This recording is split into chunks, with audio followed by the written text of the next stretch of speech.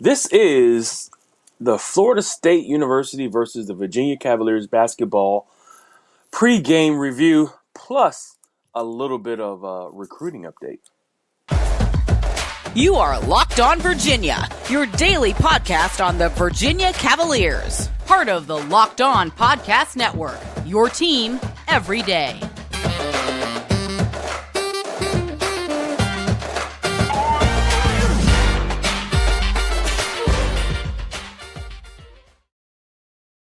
Good day, viewers and listeners. I am your host, Big Law Lawrence Johnson, and welcome to the Locked On Virginia Cavaliers podcast, the first place to come to get your Wahoo fix every day as part of the Locked On Podcast Network.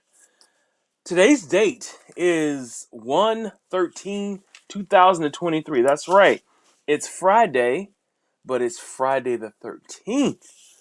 Let's see what spooky things come up on this crazy day. Of course, there's a lot to talk about, but before I get into what we're going to talk about, let's get into our title sponsor, which is BetOnline. Today's episode is brought to you by BetOnline.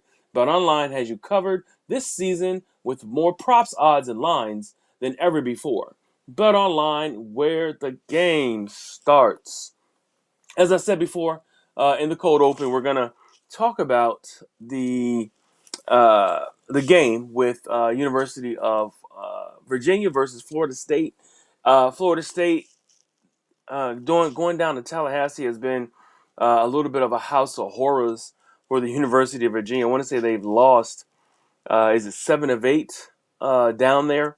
And, it just seems like they just can't get out of there with a victory by any means. But I know that University of Virginia is ready to try to right the ship on that. I mean, for me, whenever I'm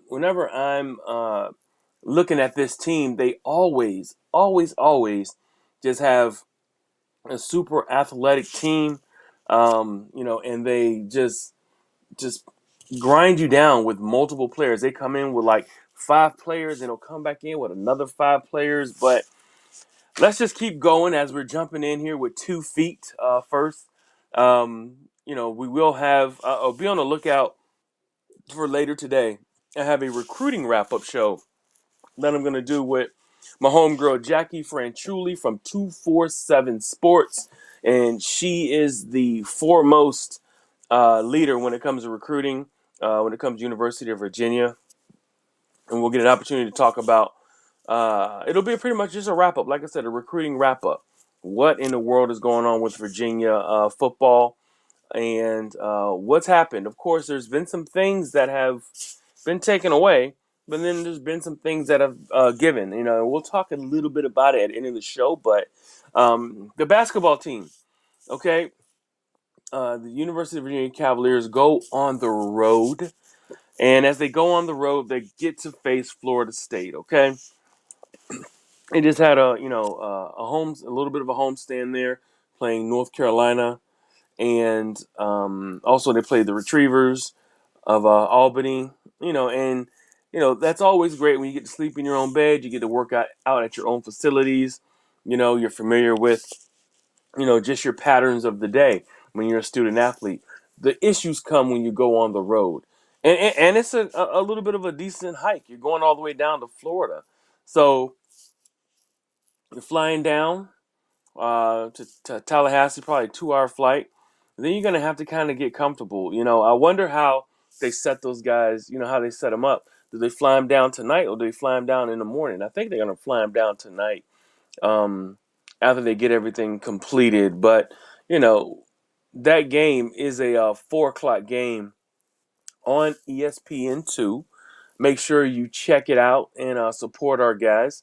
And of course, I will be doing a post game on that as well. But and may do a halftime show. But the Florida State Seminoles, I think they're just salivating to get these wins. They started out 1-9, I believe, and now they are up to 5-12.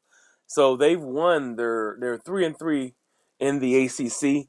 So they've done well as to try to recover from a 1-9 season to make themselves more competitive. And I'm kind of taking a look, and I'm always nervous. Leonard Hamilton, um, just a great, tough-minded coach, has always will grind you out in a heartbeat and won't even think about it. The head coach of the Florida State um, uh, Seminoles, and he's it's always has this menacing scowl on his face, as he's coaching, which you never see the man smile, and I get it. He is what he portrays in his program, and the players play that hard nosed style that you want to play. And he always just recruits just great athletes, man. There's usually 2 or 3 7-footers or guys that are 6'11", 7 feet, 7'4". I remember there was 7'3" or 7'3" big man on the team. Really athletic shot blocker from just a history of recent history of players that have come through there. And then he's always had like 1 or 2 guys who could really cook and could really score, for Florida State. That were their scores. The key to beating Florida State was if you could slow down their scores, because they never really scored a ton of points, but they scored enough and they played that tough defense. If you could slow down their scores and you could, and you can, for yourself, if you could shoot and make your outside shots, then you're possibly looking at a team that you might be able to get to what you need to get to as far as scoring points to beat them. But yeah, I'm excited for this game. I'm gonna really put it on this coaching staff to put these guys in the right place. Now, Tony Bennett in the squad did a great job, and I mean a great job of totally changing up his philosophy. He went to a 4 guard roster, or 4 guards on the court at one time, which I don't know if I can even remember or ever recall Tony putting that many guards on the floor at one time. Isaac McNeely, Reese Beekman, Amon Franklin, and Kihei Clark. He had all 4 of those guys out there running the court, and it absolutely worked. It spread out the team that they were playing. And the big man was Bennett Vanderplas, who plays more of a power forward, but does play some center, like a small center. The difference is everyone on the floor can shoot. Those are the differences. And that was North Carolina that they beat. They spread out North Carolina. They spreaded them out, and they made them play them on the perimeter, and they wound up making a great deal of shots. Shot 40+% from the 3 for that game, and that was the difference. And Wahoo's pulling that off and beating them. Not to mention the loss of Armando Bacot. But I think that we have to take that with a grain of salt because they did not have Pete Nance as well. Another very talented big man, almost like a double kind of talent. 14 points, and I think he averages 6 rebounds, but very long, athletic. The son of Larry Nance, everybody from my old school guys and ladies, if you remember, Larry Nance played for the Cleveland Cavaliers, and his son, who also plays in the league. Just long, athletic, young guys who really can play some defense and really get after it. And I tell you, they're formidable. I'm still not gonna give up on Florida State being a tough team to play, but before we go any further, BetOnline.net is the #1 source for sports betting info, stats, news, and analysis. Get the latest odds and trends for every professional amateur league out there, from pro football to college football season to basketball and World Cup. We've got it all at BetOnline.net. If you love sports podcasts, you can even find those as well. We're always the fastest and easiest way to get your betting info. Head to the website today or use your mobile device to learn more. Bet online, where the game starts. Of course, you know, this the betting scene has just exploded. Sports betting is going off the chain. Of course, here in Hampton Roads, they're actually opening next week. They're opening uh, its first like full blown casino with hotel. What was it, 9 or 8 different eateries there? Tons of table games, tons of um, slot machines. I mean, they are going full bore. It's the Rivers Casino company branch that they're going to put here in Portsmouth, Virginia. So you get an opportunity. You ever wanted to get, if you're close to Hampton Roads, come on over and check that place out. It opens next week, and and then you'll be able to use some of the like I said, use BetOnline as well to do any of your mobile things that you got to do. But getting back to this game is at 4 p.m. As I said earlier, on ESPN2. University of Virginia is 12-3 and 4-2 in the ACC. Florida State is 5-12 and 3-3 in the ACC. So that's where Florida State's going to try to make some ground in conference. And I believe that they can. They did stumble though. They came off of a loss against Wake Forest. They lost 90-75. Thing about this team is, you kind of, when they usually are steadier than they are right now. But whenever you have this team not really being as consistent as they usually, you might be able to get them for a second time. Remember, they beat them earlier in the year. It was their first conference game, and University of Virginia squeaked it out at the JPJ, and the game wound up being tighter than it needed to be because Florida State put on a press with those athletic players. It totally made a difference, and they closed the gap. And University of Virginia got out of there, man. With a slim win. But I want to see how our boys are going to react after a huge win against North Carolina, which, of course, North Carolina, um, you know, they're I think they're wind up getting themselves together as well. They're the national champs. You never really can count out the champions until it's over. So and if they're not gonna make it, believe me, they have so much talent on there.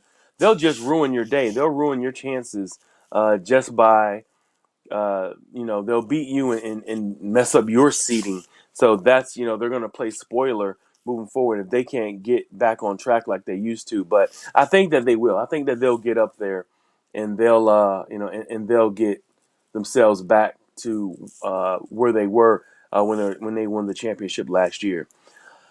I was thinking about this, and I want to kind of, beginning of the year, I gave you guys like a 5 game, a 5 leg games that this team needed to capitalize. And I said, if they can win, uh, you know, only have 1 to 2 losses out of those games, they're going to come out okay. So the University of Virginia wound up with 2 losses. And the leg had a loss from Houston and a loss from Miami in there. But they won the other 3 games.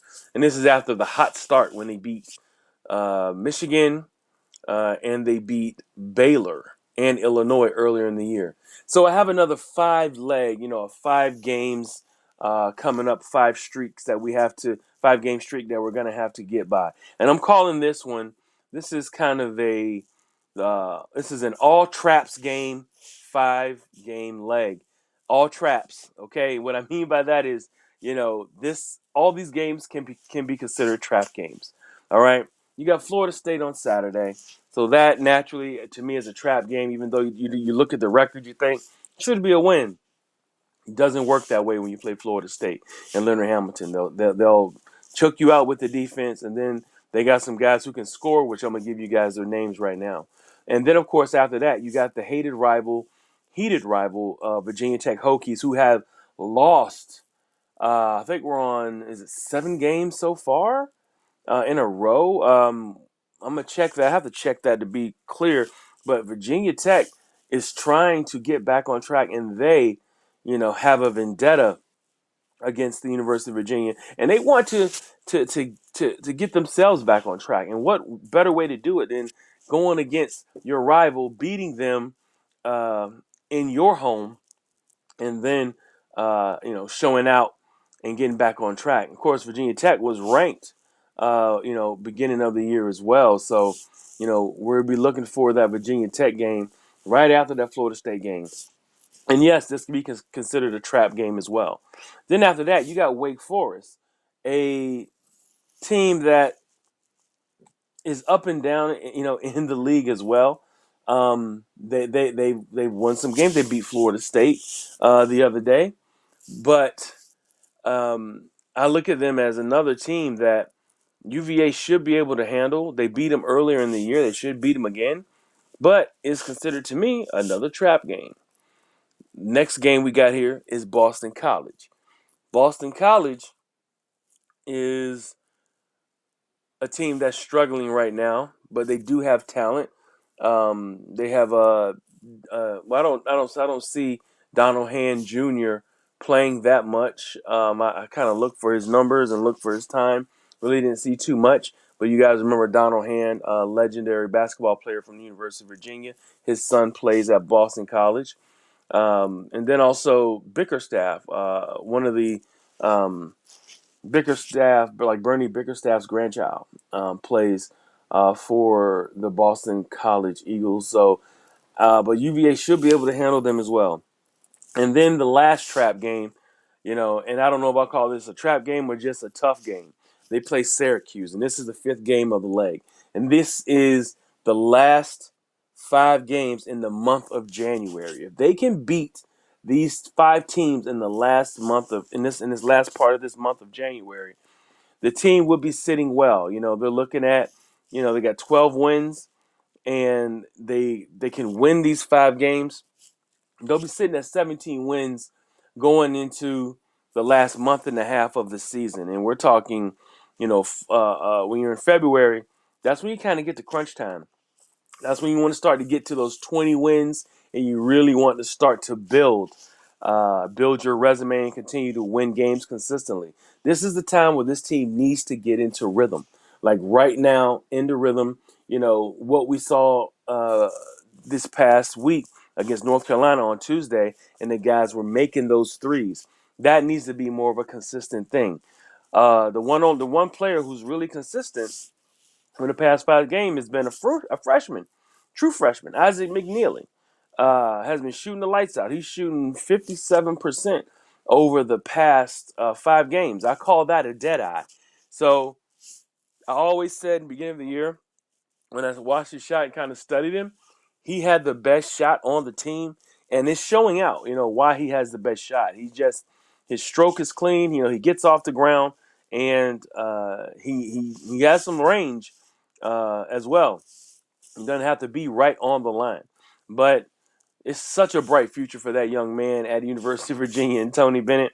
I'm just excited to see what exactly he's gonna some of the things that he's gonna accomplish moving forward. So, yes, Isaac McNeely definitely the next shooter and like a great line of shooters coming out of the University of Virginia. So let's talk about these Florida State players.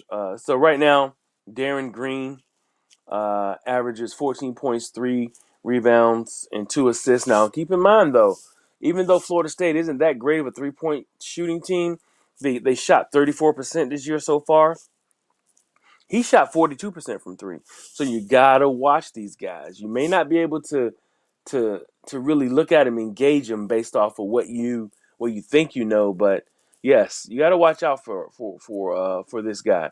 Next person is a forward, Matthew Cleveland, 14.7 rebounds, 1 assist, and shoots 45% from the three. So they got some guys, even though the team shoots 34%, they got some guys who can knock down some shots. And then their third scorer, Caleb Mills, who averages 13 points, 2.5 rebounds, and 3.5 assists. He's a little bit more of a distributor. gets to the bucket. That needs a little bit more of that player. So there's a guard forward guard combinations that the UVA is going to have to watch out for.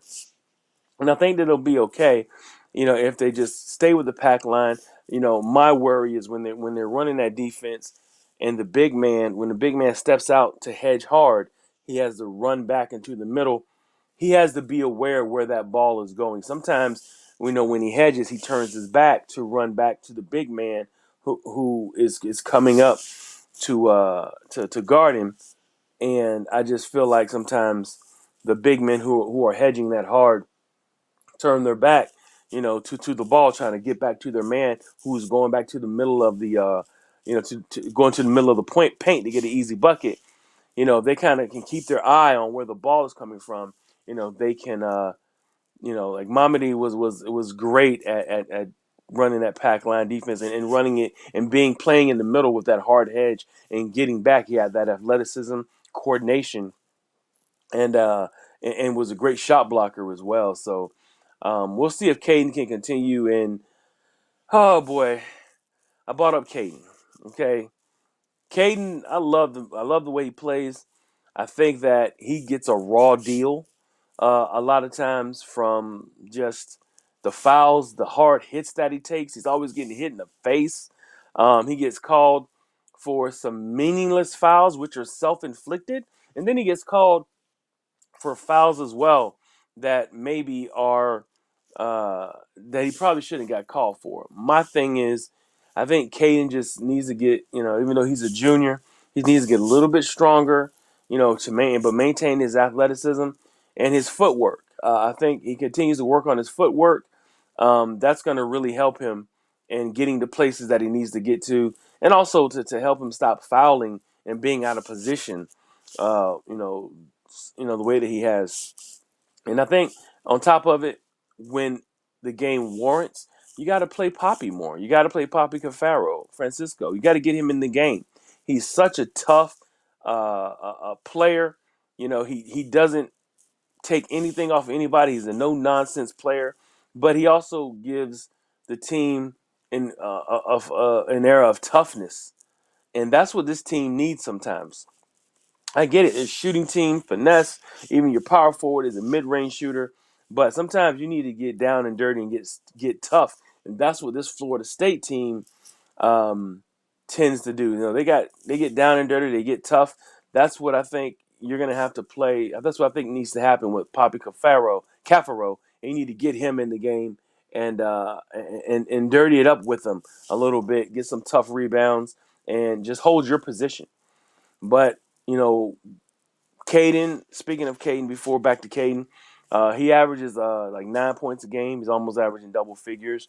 But you also have four other players who are averaging double figures right now. You got Jaden Gardner, averaging 10.7. Amon Franklin, 11 points a game. Reese Beekman's averaging 10. And, of course, Kihei's averaging 11. So you got like five guys averaging double figures. And then the five guys that are averaging double figures, it does not include your hero from last game, which was Bennett Vanderplas, our transfer from Ohio, and also our heroic dead-eye shooter, true freshman Isaac McNeely. So this team has a lot of versatility in what they can do, and that's not including, when you need a defensive punch, adding the athletic young true freshman wing Ryan Dunn. So let's let's keep a check up deep dive on these guys. I'm really worried about it because every time they go down to Tallahassee, they get their butts kicked. Virginia just doesn't sometimes match. I think sometimes match the toughness of this team, and they just get worn down because of the way that Florida State also plays the game. Leonard Hamilton is notoriously known for switching five guys with five guys. He runs hard at you for five, with five guys, and then those guys get a little tired, he takes those out, puts back in a whole new five, and they just wear you out. And but we'll see how this game goes. But also, everyone, stay on alert for later today. I'll be doing a show with Jackie Franchuli from 247 Sports. It will be the recruiting wrap up. And we'll talk about, the transfer portal, and what's going on with that. Of course, we did lose someone out of the portal, but we got somebody back from the portal. And quite frankly, he may be a better player. I can't, you know, quantify that statement, but just a hunch. This player may be a better player than the player that went to Iowa. But I got to see some more film on them and kind of give more of a fuller analysis on them. But we will be doing a recruiting show, and we will get it up later today. So, like I said, be on the lookout for that. But this has been another great show, guys, on a Friday the 13th. Crazy things going on. Make sure you guys are safe out there. This weather is unpredictable.